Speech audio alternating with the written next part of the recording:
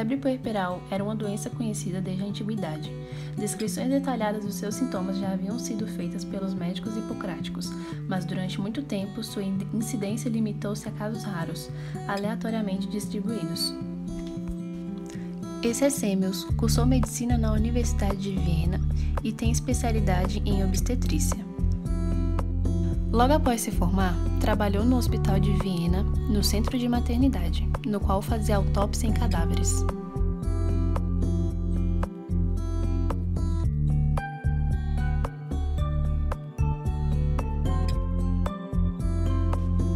Durante o momento em que Semmelweis estava fazendo uma autópsia, eis que surge uma mulher já em trabalho de parto e clama pela sua ajuda, o qual realiza seu parto.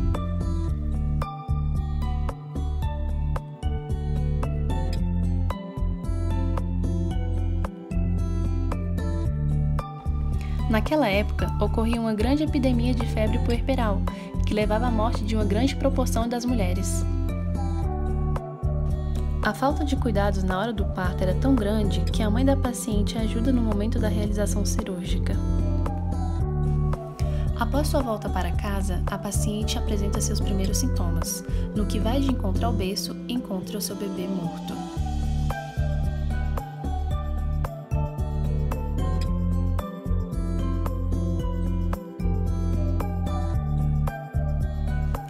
Dias depois, com os respectivos sintomas como dores muito intensas, febre, sensibilidade uterina, secreção vaginal, mal-estar e delírio,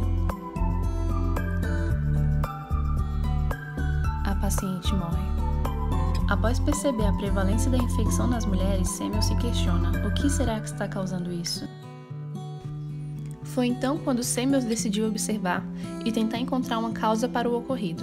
Semmelweis observou que havia uma constante mortalidade, indiferente da época do ano ou clima. Além disso, mulheres que realizavam parto em suas casas raramente ficavam doentes. Havia uma segunda maternidade próxima ao local de trabalho de Semmelweis, no qual a incidência de febre puerperal era muito menor. Sendo conduzido por parteiras enfermeiras, esse fator despertou o questionamento de Semmelweis, e foi aí que ele começou a buscar as diferenças prestadas no serviço de atendimento.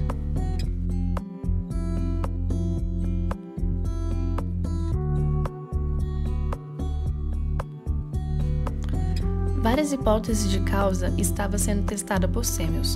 Uma delas estava relacionada à superlotação de serviço, a qual foi desconsiderada pela ausência de veracidade, pois a maioria ia para o segundo hospital de hipótese, realizado por parteiras, já que o maior índice era no primeiro hospital de médicos estudantes, assim como pela posição no parto, de costas ou de lado, que também não comprovou veracidade. Era sugerido que o medo poderia influir nas pacientes, enfraquecê-las e produzir a febre puerperal, mas Semmelweis afasta essa possibilidade, argumentando que o medo só poderia ter surgido no momento em que ocorressem mais mortes na primeira clínica do que na segunda, e que esse fator não poderia ser responsável por causar algo tão mortal. O que fizeram modificar a atuação do padre dentro da clínica, exigindo que o sacristão não tocasse mais o sino. Seu amigo, professor de medicina legal, se feriu com bisturi após fazer uma autópsia e a ferida resultou numa infecção generalizada, matando-o pouco depois. Os sintomas do seu colega eram idênticos aos das mulheres que desenvolviam a febre puerperal. Semmelweis conjeturou então que a causa da doença poderia ser a mesma nas duas situações, a introdução de material cadavérico na corrente sanguínea. Para testar a conjetura, Semmelweis raciocinou que a contaminação poderia ser evitada pela destruição química da matéria patogênica. Determinou então que todos os médicos e estudantes lavassem as mãos com a solução de cal clorada, antes de procederem a qualquer exame. O índice de mortalidade pela febre começou a decrescer, caindo então para 1,27%.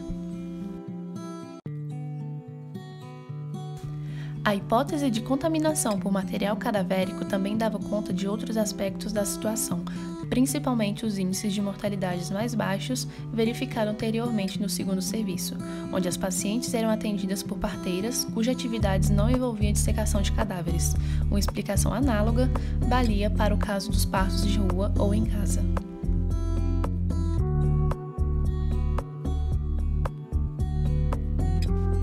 assistência à saúde vem, ao longo dos tempos, evoluindo com os avanços científicos e tecnológicos e tem refletido em melhoria das ações de saúde para a população.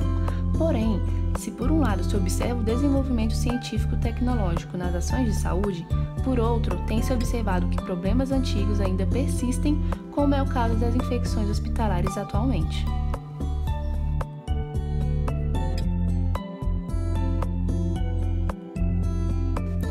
No Brasil, estima-se que a taxa de infecções hospitalares atinge de 14% a 15% das internações, de acordo com o Ministério da Saúde. O simples ato dos profissionais de saúde lavarem as mãos é fundamental para evitar essas infecções, capaz de reduzir 70%. Dentro dessas infecções estão aquelas relacionadas à decorrência de uma infecção pós-parto, com média de 2,92 dentro desses casos. As infecções puerperais manifestaram-se dentro dos 30 dias pós-parto e o parto cesariano é um fator de risco para a infecção puerperal. Reforça-se aqui a necessidade de implantação de um serviço de controle de infecção hospitalar eficaz, por meio de método prospectivo de vigilância. Atualmente, observa-se a ocorrência das infecções hospitalares, principalmente em relação à ausência do conhecimento sobre a microbiologia das mãos e sua desinfecção. Semels, médico cirurgião, que em Viena, em meados do século XIX, observando as altas taxas de infecção puerperal, 34,9% em mulheres que haviam sido tratadas por médicos que antes haviam realizado necropsias, instituiu então a rotina de higiene de mãos com solução clorada.